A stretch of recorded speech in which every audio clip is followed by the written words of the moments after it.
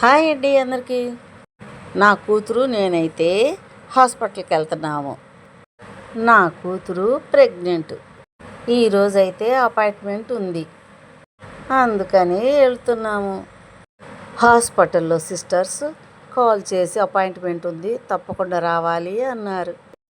మా రోజుల్లో అయితే కాలు నొప్పి అయినా, తలనొప్పి అయినా, పొట్ట నొప్పి అయినా మాకై మేమే వెళ్ళాలి హాస్పిటల్కి. నెలకి సరిపడా మందులు ఇచ్చేవాళ్ళు. ఇంకా అవి అయిపోయేదాకుండి మళ్ళీ నెల మధ్యలో ఏదన్నా బాగోపోతే వెళ్ళాలి. కానీ ఇంకా మధ్యలో ఫలానా రోజు రావాలి అది ఇది అని పిలిచేవాళ్ళే కాదు. 1-2 స్లిప్పులు అయితే ఇచ్చేవాళ్ళు, అవి తీసుకొనే రావాలని. ఇంత పెద్ద ఫైల్స్ బ్యాగు ఇవన్నీ వేసుకొని తిరిగిందే లేదు మేమైతే. ఇళ్ళ ముందుకి ఫ్రూట్స్ వస్తే నేను చక్కగా కొనుక్కొని తినేవాళ్ళమే. కాకపోతే బలానికి ఐరన్కి ట్యాబ్లెట్లు ఇచ్చేవాళ్ళు, అంతే. నేను చక్కగా పాలు తాగి ఉండేవాళ్ళు. హాస్పిటల్కి అయితే వచ్చేసాము. ఎంత బయట ఇప్పాలో చూడండి చెప్పులు. మెట్లెక్కి లోపలికి పోయి అక్కడ అదంతా ఏసీలేండి, అది ఆ రూమ్ అంతా ఏసీ, ఎక్కడ పట్టించినా ఏసీ, చల్లగా ఉంటుంది. అందుకనే చెప్పులు బయట. ఫైలు ఇక్కడ ఇవ్వాలి, సిస్టర్స్ వచ్చి ఆ ఫైల్ తీసుకొని డాక్టర్ దగ్గరికి వెళ్ళిపోతారు. ఇక వాళ్ళు పిలిచేదాకా వెయిటింగ్ చేయాలి. ఇదిగోండి అందరూ ప్రెగ్నెంట్ వాళ్ళే. డాక్టర్ గారు పిలిచారండి, అందుకే మా అమ్మాయి వెళ్ళిపోతుంది డాక్టర్ దగ్గరికి. త్వరగా పిలిచారు అంటే ఇంకెవరు లేరన్నమాట.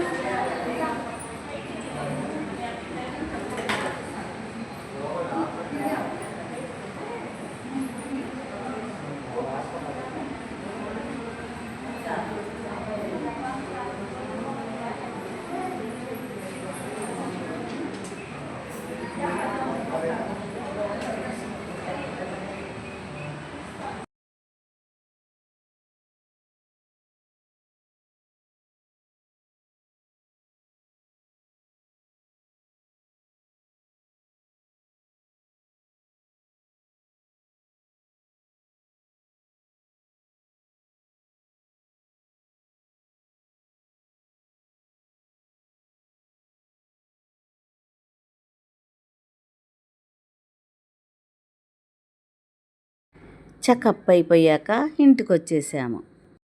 నైటు 8 అయ్యాక అమ్మ నాకేం తినబుద్ధి కావట్లేదు, ఫ్రైడ్ రైస్ తిందామమ్మా బయటికి వెళ్ళి అంది. ఎందుకమ్మా ఆర్డర్ పెట్టుకోవచ్చుగా అంటే, బా కాస్త బయటికి వెళ్ళినట్టు ఉంటుంది చల్లగాలికి, అందుకే వెళ్దాం పదా అని చెప్పాను. అందులో పాప కూడా అంట బయటికి పోదాం అని లాక్కపోతుంది బయటికి అని. అందుకని కాసేపు బయట తిరిగొద్దాం రా అని చెప్పి ఇంకా అనింది. అందుకే సరేలేమ్మ పద నేను కూడా వస్తానని చెప్పి బయలుదేరాము.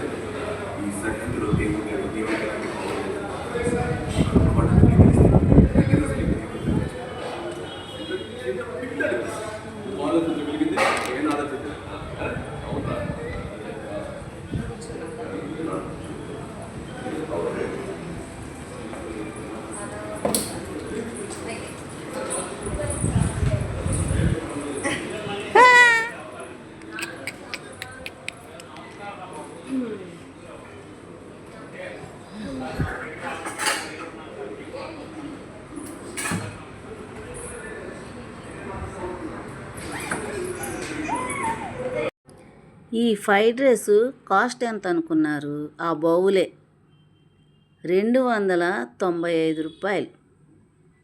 ఇది మనం చేసుకోవచ్చు చక్కగా, కానీ బయటికి వెళ్ళి తినాలి కదా. ఏంటిదో అనుకుంటే అది ఈ ఎగ్గు అందుకే బాగుందా మమ్మీ అంటే